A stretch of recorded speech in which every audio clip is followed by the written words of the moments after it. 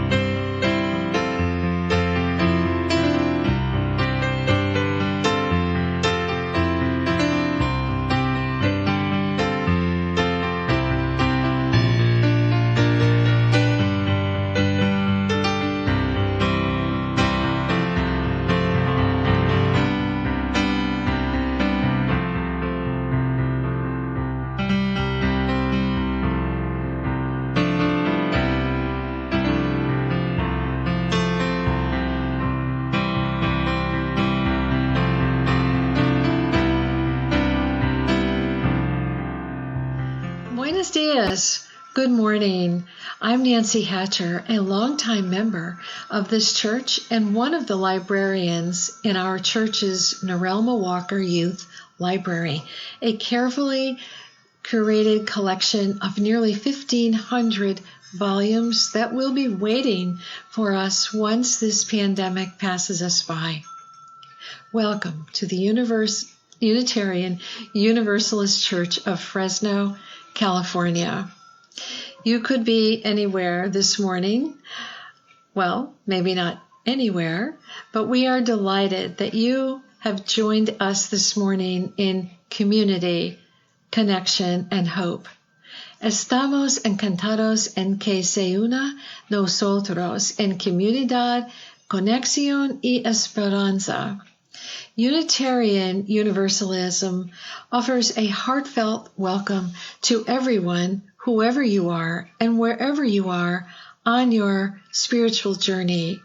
La fe unitaria universalista ofrece una sincera bienvenido a todos, sean quienes sin cualquiera parte de su vieja espiritual. We welcome you if you are lesbian, gay, trans, bi, or non-binary, whether you are young or old or in between, with or without documentation, con papeles y sin papeles. You are welcome here. We welcome every race, cultural origin, and religious background. We welcome you no matter your level of education nor your income level. Todos son bienvenidos aquí. Now, if we were meeting in church, this would be the time when we would turn to each other to welcome each other, to say hello. If you are joining this service this morning with others, please take a moment to turn and say, good morning, hello, how are you? If you are watching alone, please know that you are not actually watching alone, for we are all connected in this spiritual community, in the sanctuary of caring and love. So please give a little wave to your computer or maybe a little hello into your phone and know that we are waving right back at you and welcoming you. Now let's return to Reverend Tim as he quietly prepares us for the lighting of the chalice. Thank you so much, Nancy. In a moment, we will enter the Hubbard household for our chalice lighting. But before we do that, and before we begin our service that's entitled Lost in Isolation, Finding Wholeness Amidst Our Separation, let's go to that place of silence that has no name, yet is deep with resonance.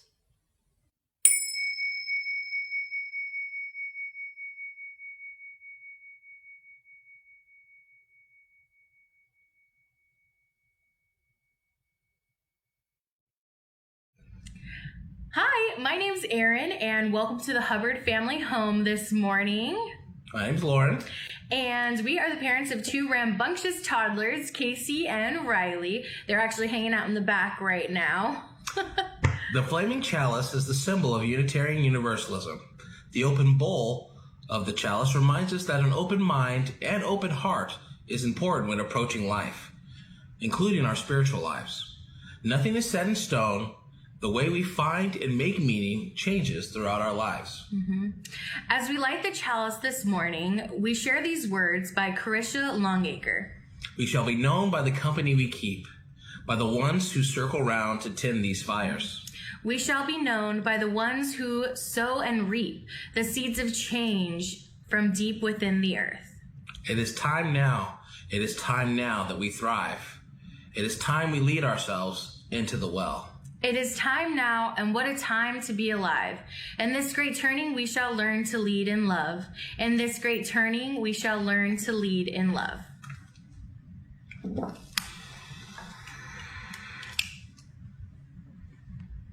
Let us join our voices and sing our song of praise. We shall be known.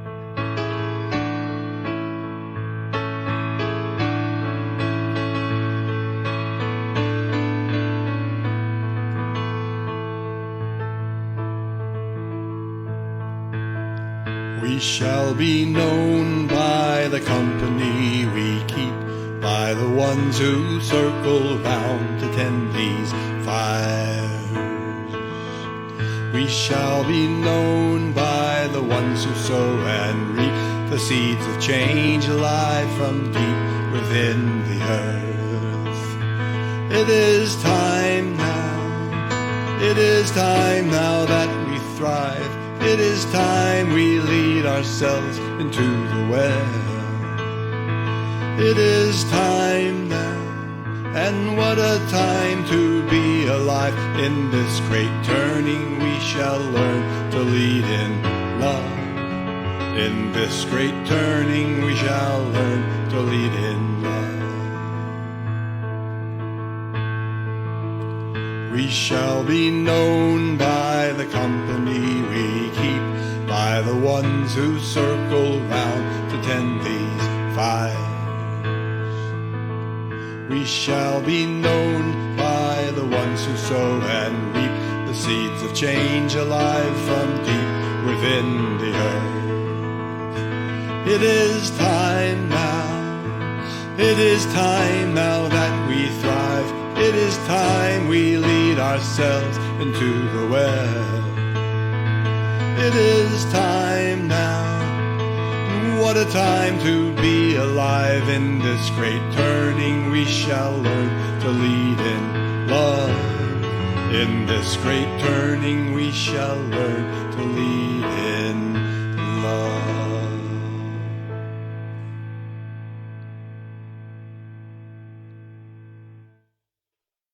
Hola, soy Danny. Howdy everybody, Danny here with your Time for All Ages, and today I want to share a story with you by Catherine Otashi. And the story is called One. Blue was a great color, a little bit shy. Blue liked to stare up at the sky and float tranquilly in the waves. And when Blue was feeling adventurous, Blue liked to splash in mud puddles. Sometimes Blue wished that Blue was a little bit more sunny, like yellow, or bright, like green, or outgoing, like orange, or regal, like purple. But on the whole, Blue liked being blue. Except when Red was around. Red was a bit of a hothead and used to pick on Blue. Red would say, "Red is hot, Blue is not." That made Blue feel sad. Sometimes Yellow would try to comfort Blue. Yellow would say, "Blue's a good color." But Yellow never said it around Red. Yellow never said, "Stop picking on Blue." Orange and green and purple, they liked Blue too. But they never said anything to Red. And every time Red would be mean and no one would stick up to Red, Red would get bigger and bigger and bigger. Red just kept getting bigger and meaner. Until one day, One came. One was boxy, square, and a different kind of thing. One made all of the other colors laugh. One was so much fun. Well, Red didn't like everybody having all that fun. Red said, "You stop laughing, Yellow. Stop laughing, Green. Stop laughing, Purple. Stop laughing, Orange." And they all did. Red rolled up to One and said, "Stop it." And One said, "No." Red rolled away. One told all of the other colors that when someone's mean, One said, "I, for one, stand up straight like an arrow and say no. I, for one, stand up for myself." Yellow was inspired. Yellow said, "Me too." 3 liked that, and 3 said, "Me 3." Purple said, "Me 4." Orange said, "Me 5." Blue saw all of the other colors, and Blue wanted to be brave too. But One came over, Red came over and said, red is hot, blue is not. This time, blue stood up very straight and said, "You know what?" And he turned into a 6. Blue may be hot, or red may be hot, but blue is cool. Red got so angry. He rushed at blue, but all of the other colors stood around blue and said, "No." This made red feel very small. Very, very small. Red started to roll away. But blue said, "Can red be hot and blue be cool?" Red started to unwind. Red said yes and turned in to 7. Everybody said together, "You know what? We all count." Sometimes it just takes one. I wonder what that means. Sometimes it just takes one. I wonder if you can be the one that you need. Type your answers below and let me know.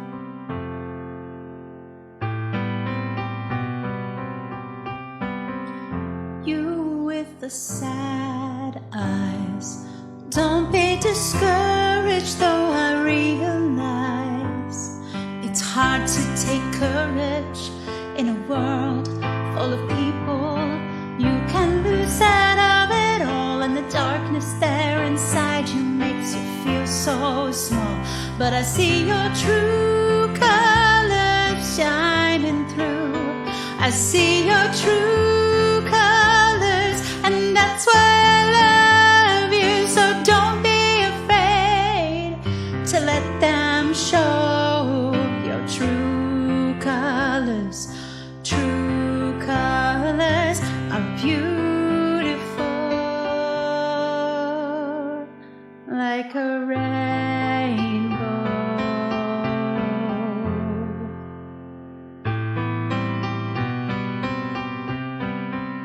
Show me your smile then, and don't be unhappy. Can't remember when I last saw you laughing.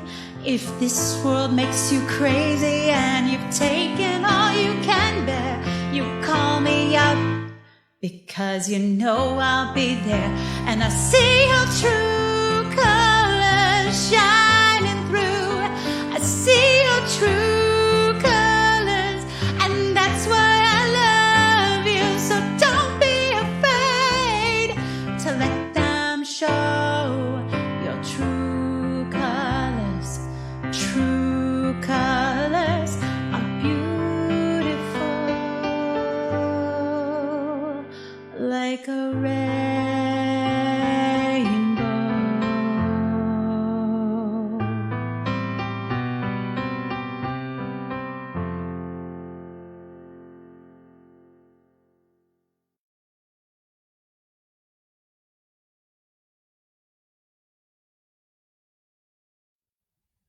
Thank you, Marina, for that important reminder about our own worth and dignity. Thich Nhat Hanh, the Vietnamese Buddhist teacher and writer, says, "Breathe in deeply to bring your mind home to your body." I know for a lot of us, we live in our head. We're like these heads that are bobbing around, and we forget we have the body. And even more so now in this age of endless zooming, we're seeing only people's heads, and we're forgetting that people have a body as well. And so I invite us to take in a deep breath, but as you do, imagine that breath is connecting your head to your body, and an out breath, letting that breath go. Again, breathing in, imagining that breath is filling your entire body, and let that breath go.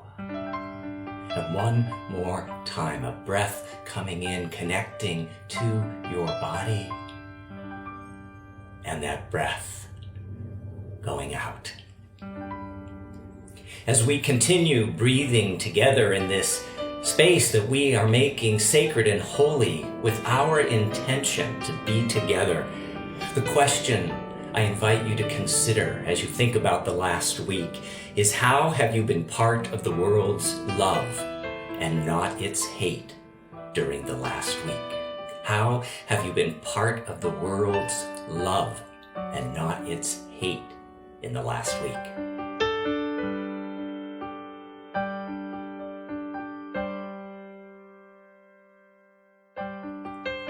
Our breath and the question carry us into our time of sharing our personal joys, concerns, sorrows, our gratitude. If you feel moved this morning, you can type a personal joy, concern, gratitude, or sorrow in the comment box. If you're writing about someone else, remember to not use their last name, please, because there are many, many, many people who will see this service. And as we share in the comment box, we continue to wish our Muslim siblings in faith Ramadan Mubarak, blessed Ramadan. The sacred time will end this upcoming Saturday. This week, we also pause to acknowledge that this is Asian Pacific American Month, and we are honoring the rich legacy and history and contributions of Asian Pacific Americans. And thank you to PBS for that splendid new series. We're aware also that this week is the beginning of many college graduations, and that college graduation looks so different from what these hardworking students who have completed so much were expecting. So we collectively hold college graduates in our hearts during this time of transition in the age of COVID. This week, too, we received some stunning, I guess you could say, and startling news. The Reverend Susan Frederick Gray, who is the president of the National Unitarian Universalist Association, made a recommendation to all Unitarian Universalist churches in the country that we should expect to continue virtual operation through May of 2021. So that's 54 weeks from now. It's not set in stone, and we'll see things unfold, but we need to be thinking about that. We need to be preparing for that. And I just want to remind us, first, we are here each and every week. The church is not closed. I want to remind you that we are here each and every day with programming. The church is not closed. Our church is open. And please remember, the church is not her buildings. The church is not her buildings. The church is her people.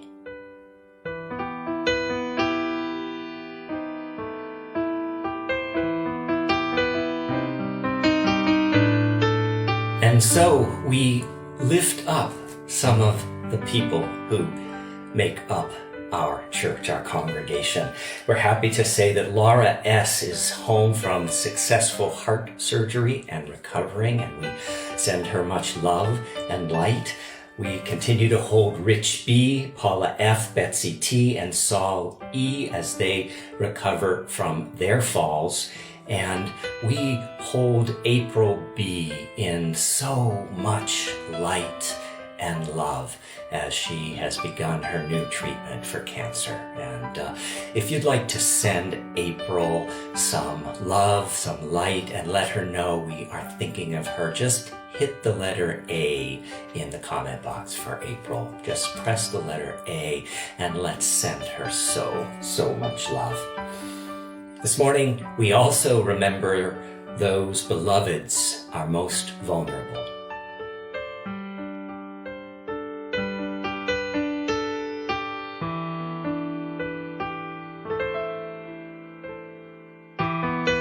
We give a heartfelt congratulations to Elena Perez. She has completed a 2-year course in study at the Bright Dawn Center for Oneness Buddhism. She has taken her Buddhist vows in an induction ceremony, and she is now officially a Buddhist lay minister. So congratulations, Elena. The complexity of race, prejudice, and white primacy culture has been at the forefront of our minds, especially since the story broke regarding complacency and corruption in the police and prosecutor handling of the murder of Ahmaud Arbery. As reported in the New York Times, the Georgia Attorney General has asked federal officials to initiate a sweeping investigation going beyond the circumstances of the fatal encounter to the way local law enforcement officials and prosecutors have handled the case as months elapsed without arrests. Running while black should not be a death sentence, nor should driving while black. And that, dear ones, is why we continue to display our Black Lives Matter banners, as we display our solidarity, support, and affirmation with the Black citizens of Fresno and Clovis. Lastly, as has been our custom since the pandemic began, we want to just take a moment to acknowledge the first responders and all those who are working in healthcare. But today we also want to thank Fresno restaurant owners who stayed open these last 2 months, allowing us to enjoy takeout meals. Also, the DoorDash and other delivery services that allowed those sheltering in place to enjoy a good meal. If you'd like to thank those restaurant owners, just hit the letter R in the comment box to thank those restaurant owners. For all that has been shared, for all that you have written in the comment box, and for all that we hold in the depth and privacy and sacredness of our heart, we light our candle of community. We light it as well for all those who on this day have no one to say their name with gentleness or love, no one to remember them. By our remembering, may we and they be blessed. We light a second candle for the over 302,000 people worldwide who have lost their lives to COVID-19. Our call to meditation, voice still and small.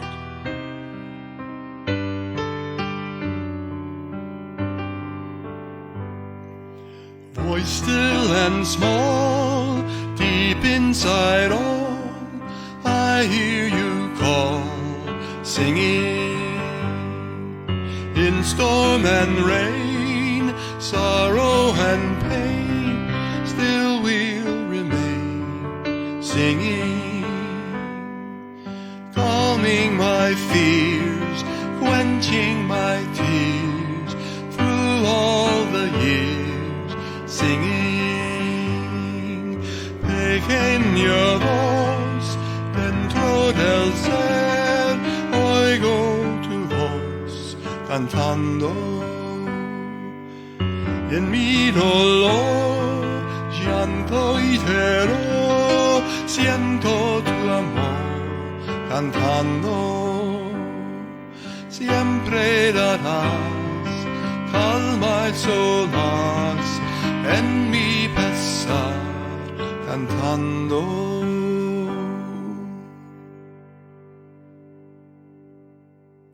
A meditation bowl forged in the 1500s in Tibet now rests in Fresno, California, calming fears, quenching tears through all the years, singing.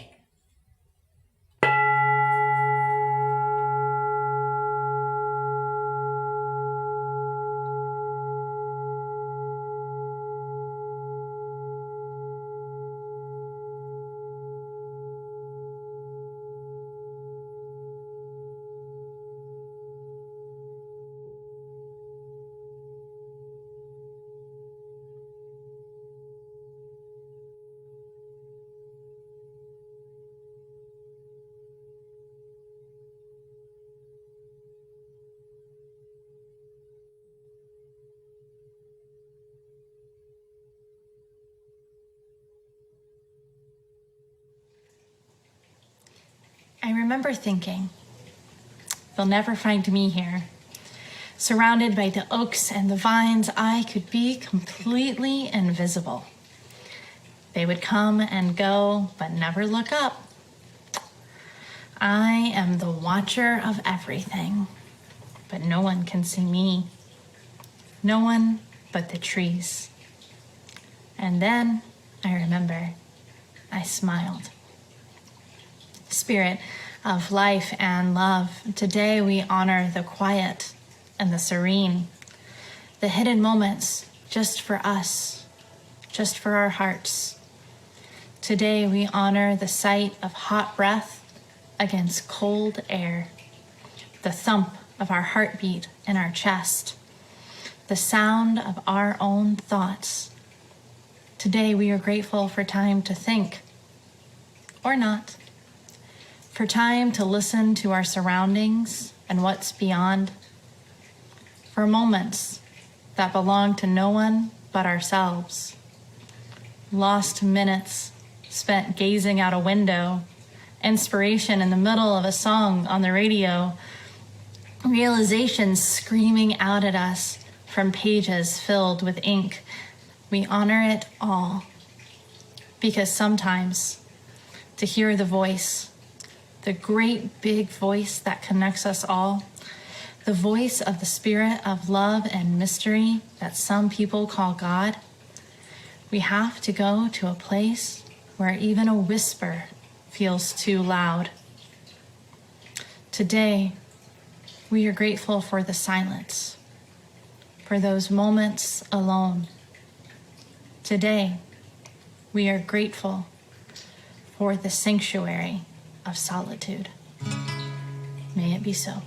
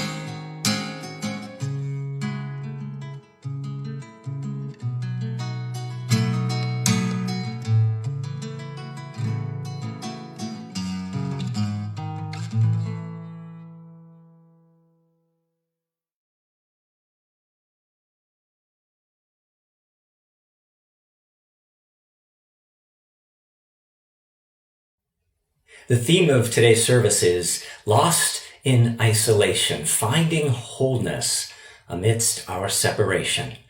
So let's journey to meet two of our congregants, Lauren and then Linda.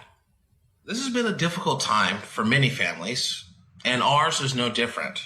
I would like to sit here and tell you that I'm the most positive person in the world and that this too shall pass. But one thing that I've learned to do is embrace my feelings and emotions. All of my feelings and emotions. I want everyone to know that it is okay to not be okay. Let me say that again. It is okay to not be okay. We have a tendency to consistently try to make ourselves and others feel better. We are driven by compassion and empathy.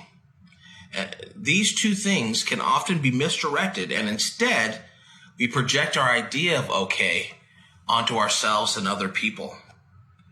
What would it be like for us to simply feel whatever it is that's coming up for us?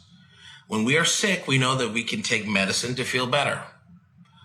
What if we are emotionally sick or in pain? There's no quick fix. There's no concrete action that is always available to us. But often, seeking out a solution to our pain will simply cause us to put off the inevitable process of feeling our feelings. Through this process, I have discovered more about myself. I'm an extroverted introvert. I'm a social person that enjoys being alone. For the past several weeks, the part of me that enjoys being alone has had its fill, and I yearn for a return of community. I enjoy Zoom calls with friends and gatherings over the internet, and it helps me to think that we're all in this together. So I leave you with this simple message. Embrace your feelings, all of your feelings, and you don't need to feel strong all the time. And when you're feeling down in this isolation, remember that it's the perfect excuse to indulge in a few extra quarantine snacks in the spirit of self-love. And now, on to Miss Linda's house.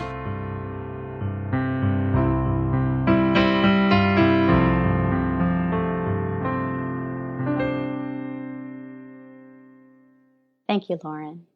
Good morning, everyone. My name is Linda Tolliday, chair of the worship arts team at our church. Welcome to my office space. I want to tell you about my Thursday. Thursday from 8 to 9:30 a.m., I had a Zoom meeting with my colleagues for the school we're opening next year. From 9:30 to 10:30, a Zoom meeting with the rest of my ag team.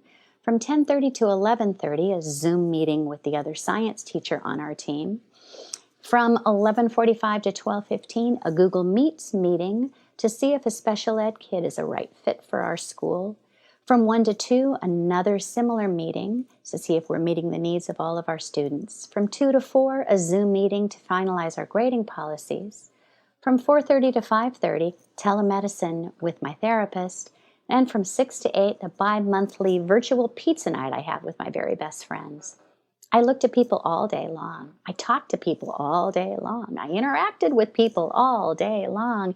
And by the end of the day, not only was I exhausted, I discovered that rather than feeling connected, I am feeling increasingly isolated. It isn't enough for me, this brave new world of headshots substituting for people. I don't feel connection seeing those dozen tiny heads on the screen. I can't tell when someone understands what I'm saying, when someone has a concern or an issue, because body language is no longer something I can use to help discern my neighbor's feelings. And I'm missing so much. I miss throwing a piece of paper at a colleague who's nodding off when the boss is talking, or slipping an inside joke to someone. I miss the way we arranged ourselves when we came into a meeting room, sometimes to support, sometimes in opposition, but never randomly, the way our little heads display on the screen. I miss skin. I miss touching each other. I miss shaking hands, giving and receiving hugs, pats on the back, gentle elbow in the ribs. These people feel less like my colleagues than characters on a game show I'm participating in, and I can't imagine trying to start the school year with middle schoolers where this is our first encounter. I worry these virtual encounters will become increasingly like the worst of the online world, where we treat other people like they're not real, not people with feelings and concerns and legitimate perspectives, where people feel free to say things they would never say in real life. Instead of showing the best of ourselves, we let our very worst side come out to play. It isn't a world where our Unitarian Universalist faiths call to respect the inherent worth and dignity of every person finds particularly fertile ground. I have to keep reminding myself that people on the screen are people. Remind myself to pay attention to them the same way I would if they were in the room. To deeply work at not letting myself drift off, disconnect, pick up my cell phone. I need them, my headshot colleagues, my friends and family. I need them to help me stay part of the interconnected web.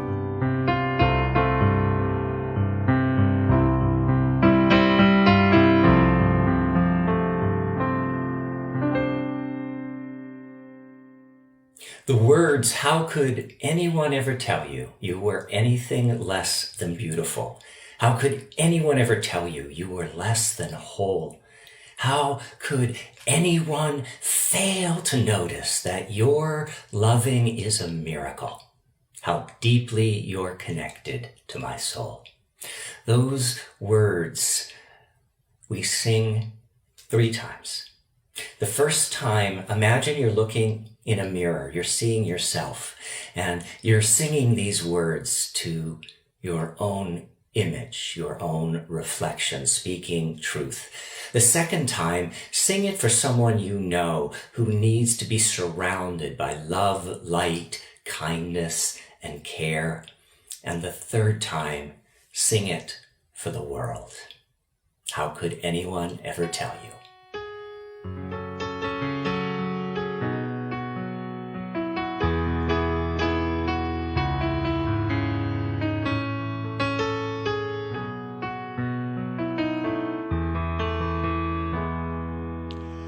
How could anyone ever tell you you were anything less than beautiful? How could anyone ever tell you you were less than whole? How could anyone fail to notice that your loving is a miracle? How deeply you're connected to my soul.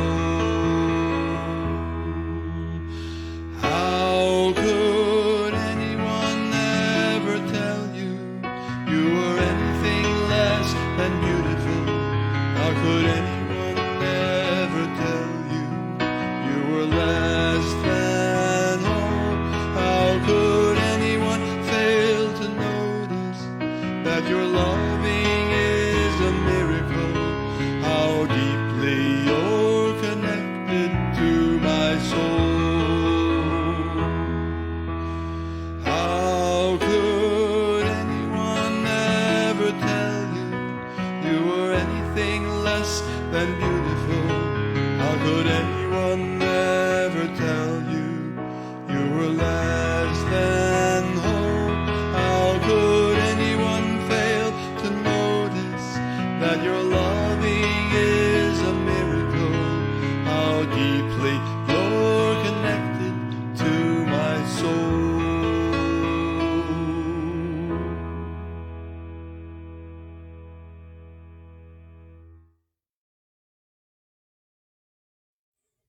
"I've had enough," she told me. This week, the isolation finally got to me. I feel like I can't do this anymore. Osita is a friend from college who lives in New York City. She's an actress, a really, really good one. And the off-Broadway play she was cast in shut down rehearsals on March 12th, along with every other Broadway and off-Broadway show in the city. Since that day, Osita and her roommate have sheltered in place in their tiny 2-bedroom apartment in Washington Heights.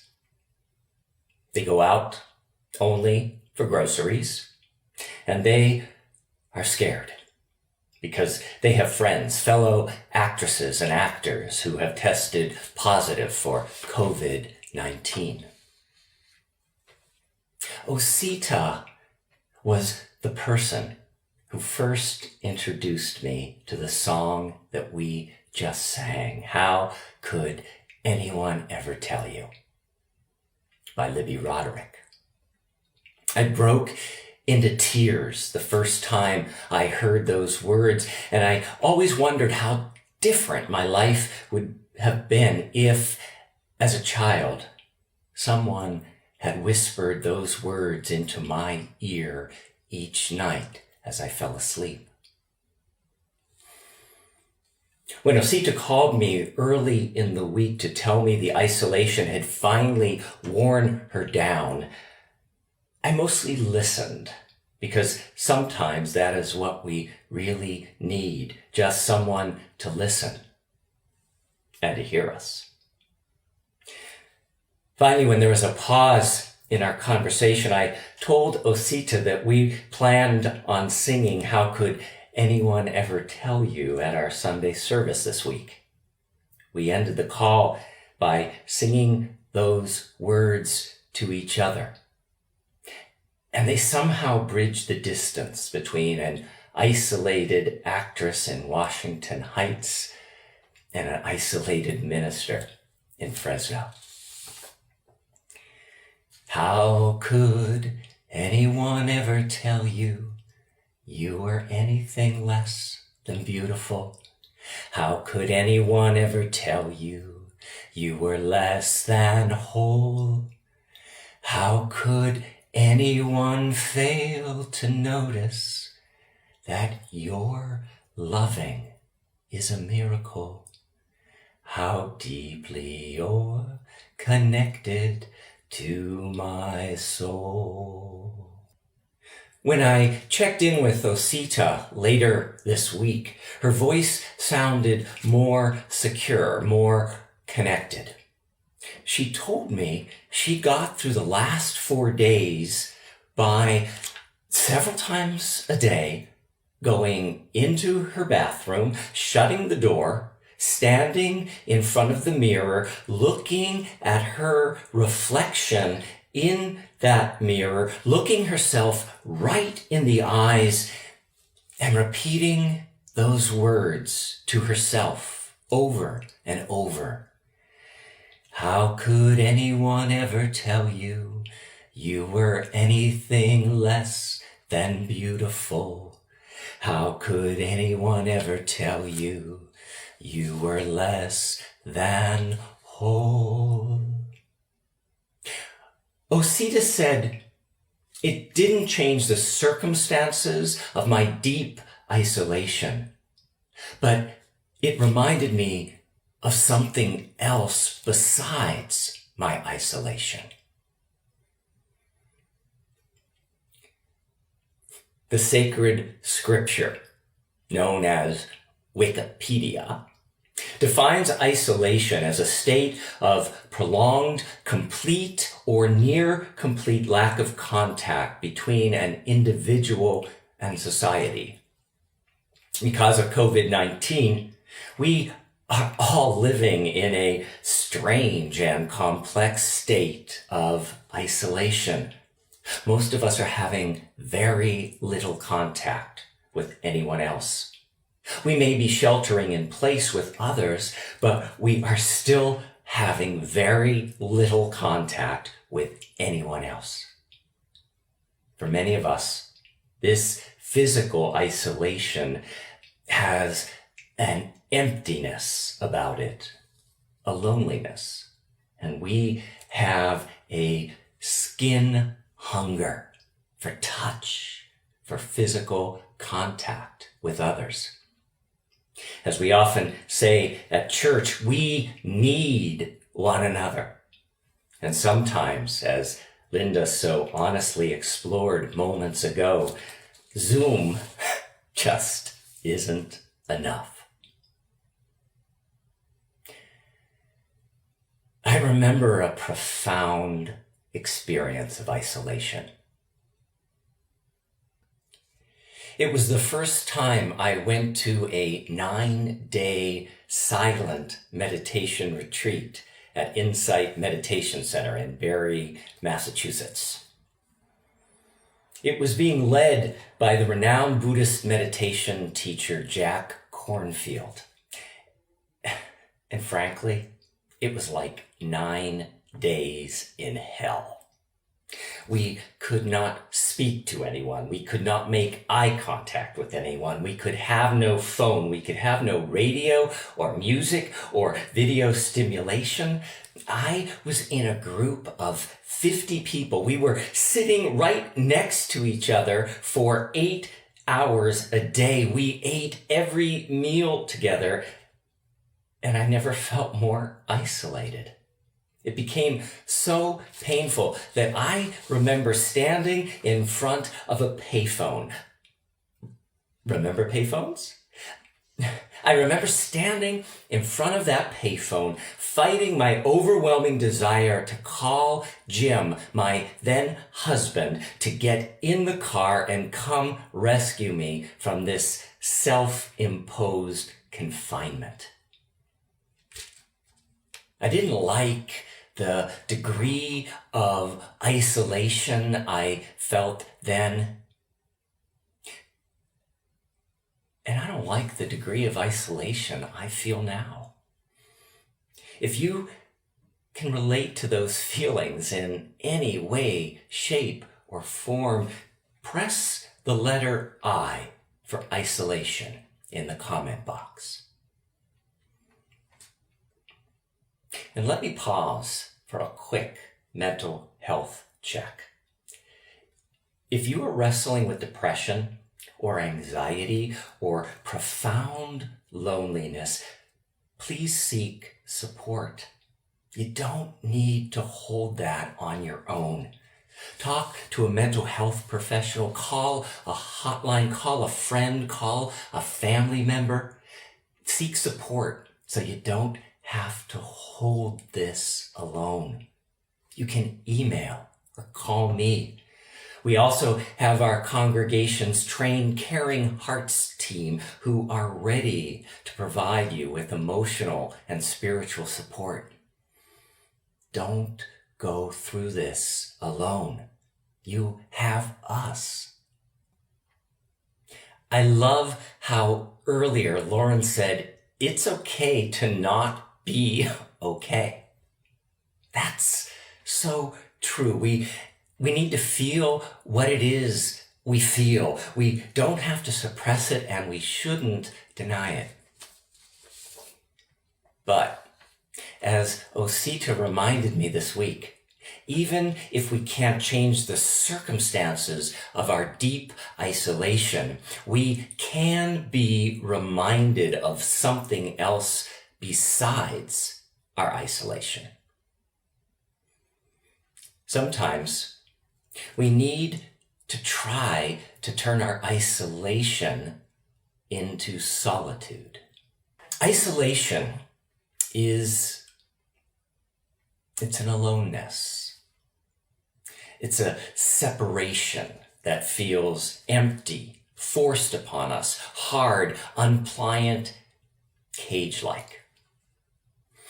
Solitude, on the other hand, is an aloneness, a separation that feels full, self-created, soft, flexible, and spacious. Sometimes we need to turn our isolation into solitude. In isolation, our awareness rests on what is lacking. In solitude, our awareness rests on what we have, on what is present, on what is here. Juan R. Jimenez writes, "You find in solitude only what you bring to it." Alice H. Wright concurs, saying, "Solitude, if rightly used, becomes not only a privilege, but a necessity."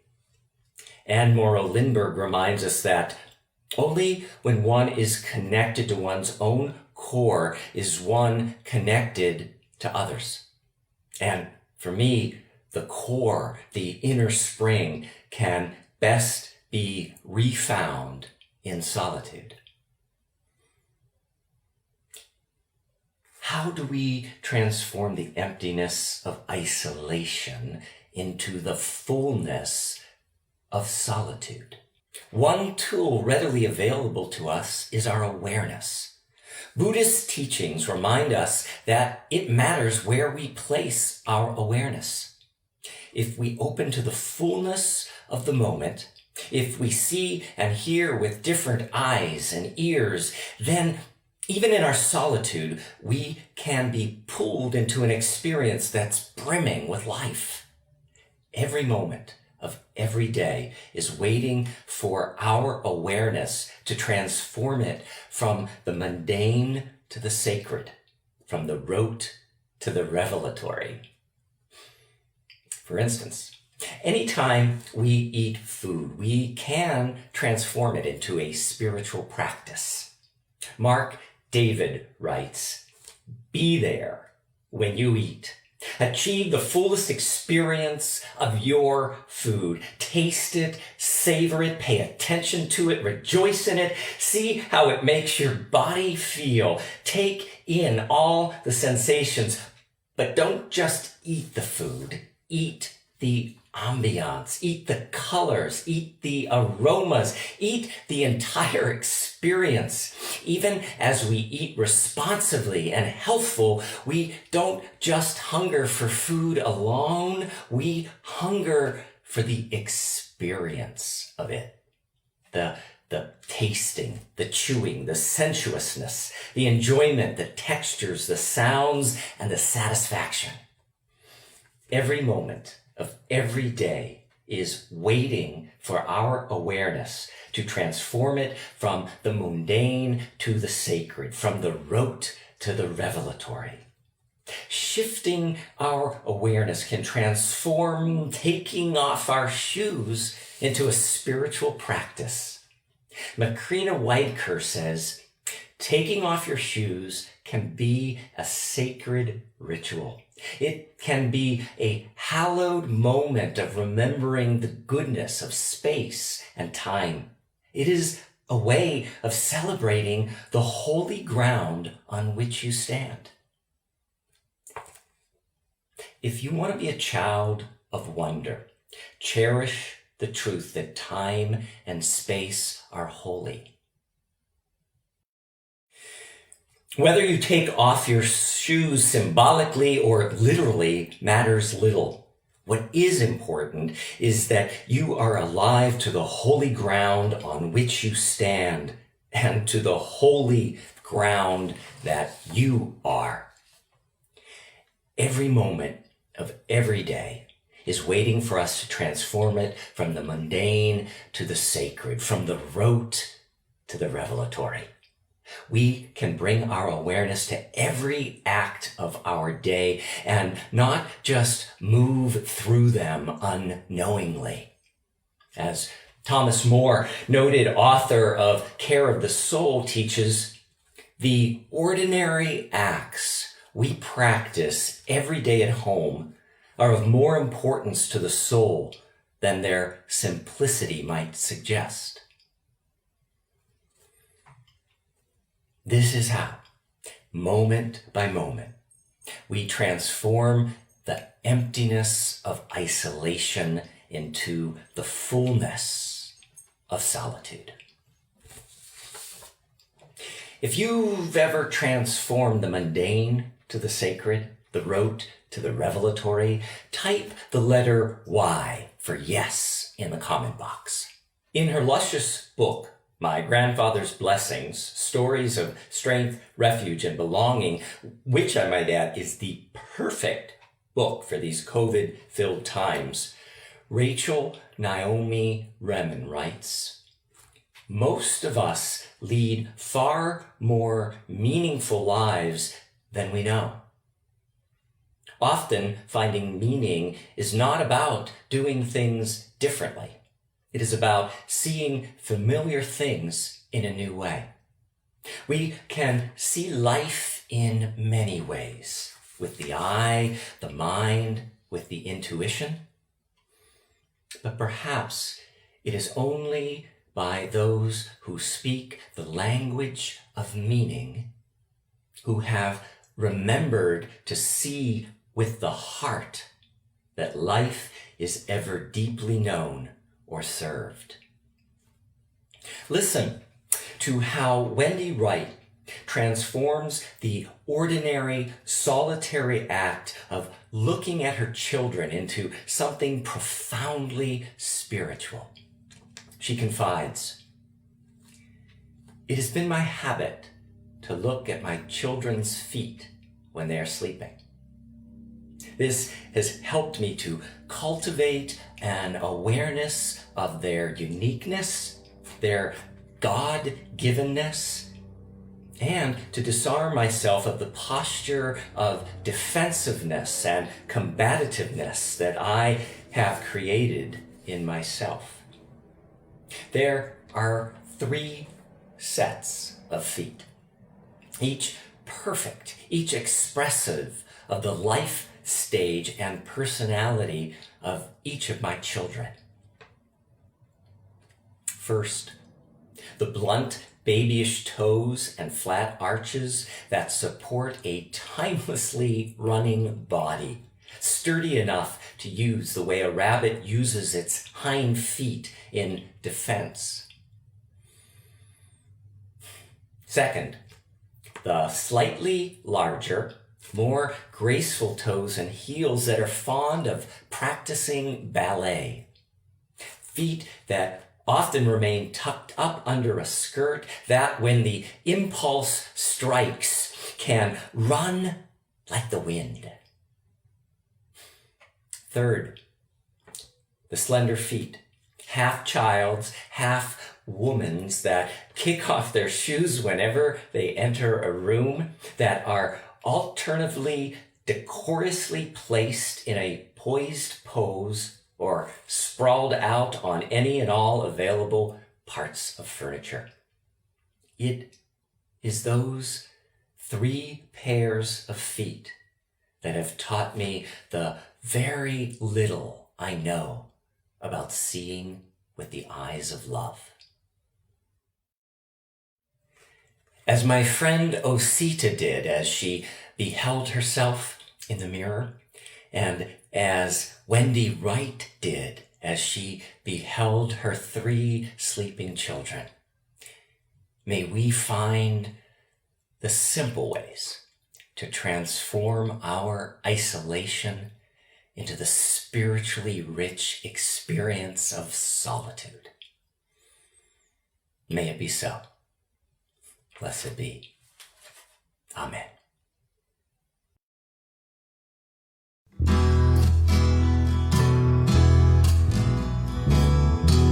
I hear it in the wind and the trees. I hear it in the rain and the river sounds.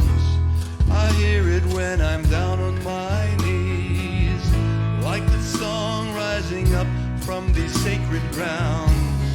Something like a whisper saying, you don't have to be afraid. You are not alone in this moment. You are not alone in the battle you face. In between the light and the shadows, there are other eyes watching over this place. And you don't have to fight this fight all on your own, 'cause you are not alone.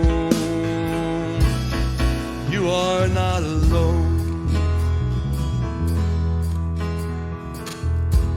I feel it in the grass at my feet.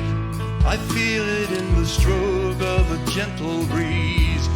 I feel it through the cold and the heat, like a friend reaching out from the mysteries. And something like a whisper saying, you don't have to be afraid. You are not alone in this moment. You are not alone in the battle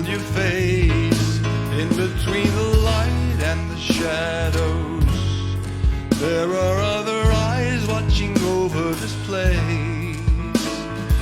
You won't have to fight this fight all on your own, 'cause you are not alone. You are not alone.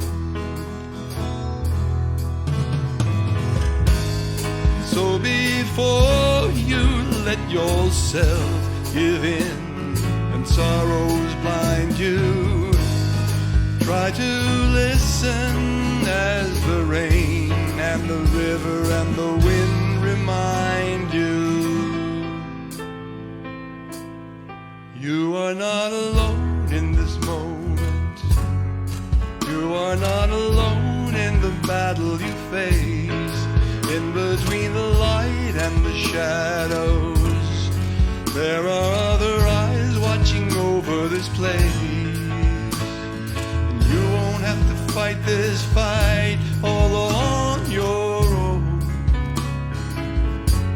'cause you are not alone. You are not alone in this moment. You are not alone in the battle you face. In between the light and the shadows, there are other eyes watching over this place.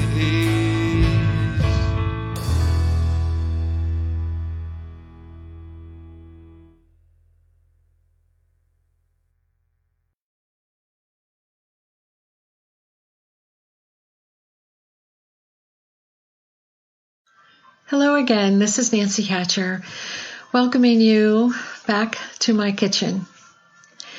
During our regular church service, this would be the time when the ushers, of whom I am one, accompanied by beautiful music, thank you, Lorenzo, would be coming down the aisle with baskets such as this one to accept your very generous offering. Perhaps it is only the ushers who must make an exact accounting of the donations that have been collected, and the office staff who know exactly how the church has benefited from your Sunday morning donation. You may be surprised to know that on any given Sunday, we may have collected several $100s. With our baskets being empty, we are asking that you kindly consider making a special donation this Sunday morning. I know that many of you give very generously of your time, your talent, and your resources. I donate financially to this church because, frankly, I love this church, and frankly, I want us to keep our doors open. I want us to continue to pay our staff. I want our vital programs to continue to be alive and well.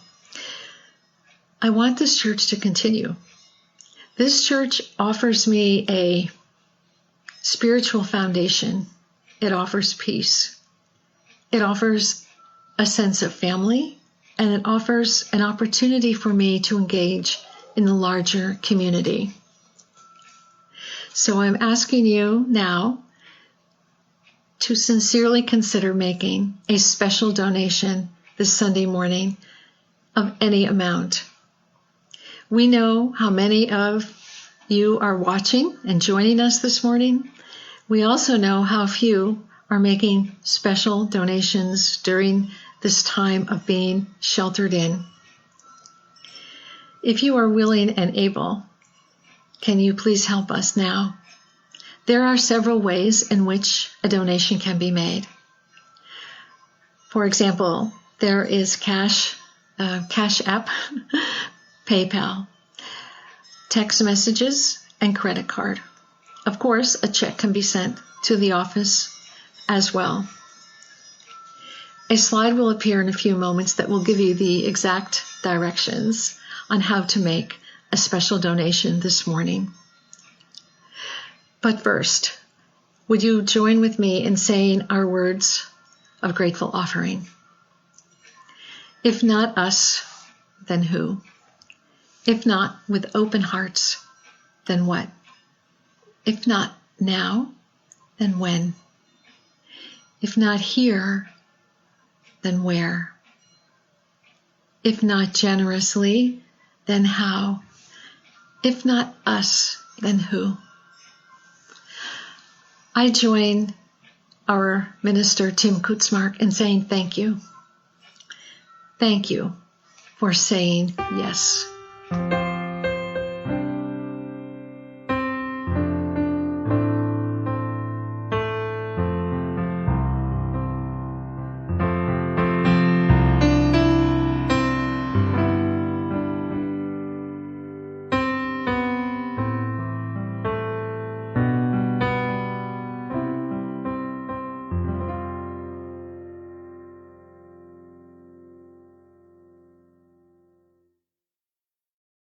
Howdy everyone, Danny's back, and I've got a few reminders for everyone. But before I get to the reminders, it's the reveal of Reverend Tim's Sunday socks.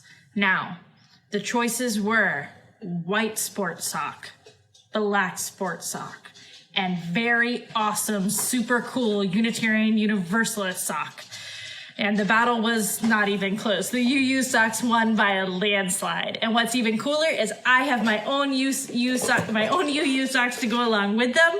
So thank you, Betty, for those awesome socks that are helping us rep our faith for Lorenzo, myself, and Reverend Tim. We absolutely love them. Some quick reminders, right after service, you can hop on Zoom.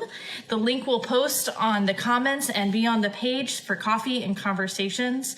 It's so good to see one another and to communicate and be reminded that we are a community. So join us for coffee hour and Zoom. And then 5 minutes after service, I'll go live again with our family time for all ages. It'll be a little bit more interactive this time, so come ready to chat back with me so that we can have a really great lesson with one another. And with that, I'm going to throw it over to Patty, who's got a special announcement for us. Good morning. I'm Patty Bennett, Member Services Coordinator for the Unitarian Universalist Church of Fresno, and I'm delighted to be talking with you today. If you are new or newish to our church and want to know more about what it means to be a Unitarian Universalist, I'm here to answer your questions.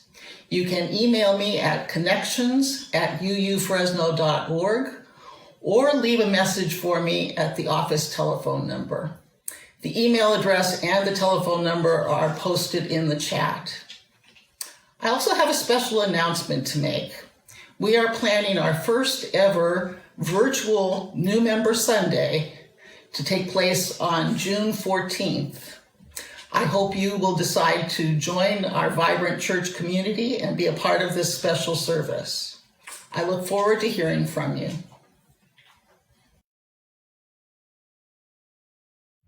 Hello and welcome back to the Hubbard House with Lauren and my beautiful wife, Erin. It has been a blast again to share this time with you this Sunday morning and kind of virtually hang out. We all miss seeing you guys in church, but you know, this is second best right now. So please join us in our extinguishing words. We extinguish this flame, but not the light of truth, the warmth of community, or the fire of commitment. These we carry in our hearts. Extinguimos esta llama, pero no la luz de la verdad, el calor de comunidad o el fuego de nuestro compromiso. Estos los llevaremos en el corazón. Bye, guys. Thank you so much to the Hubbard family for inviting us into their homes and being part of our service today. And thank you to you. Thank you for inviting all of us into your home on this Sunday morning so that we can stay connected as a community of caring and a community of love. And in that spirit, let's take our precious human hands and place them over our beating hearts. Our closing words are from Wayne Arneson. Take courage, friend. The way is often hard, the path is never clear, and the stakes are very high. Take courage. For deep down, there is another truth. You are not alone. We are not alone. May it be so.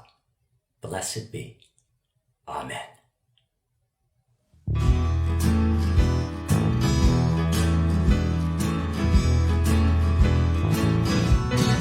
May we have safe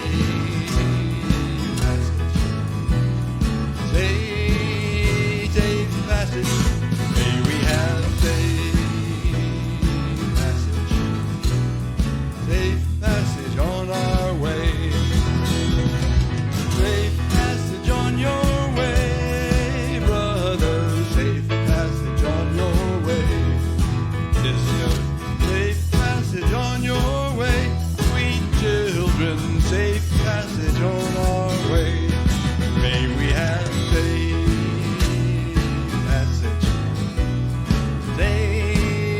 Safe passage. May we have safe passage. Safe passage on our way.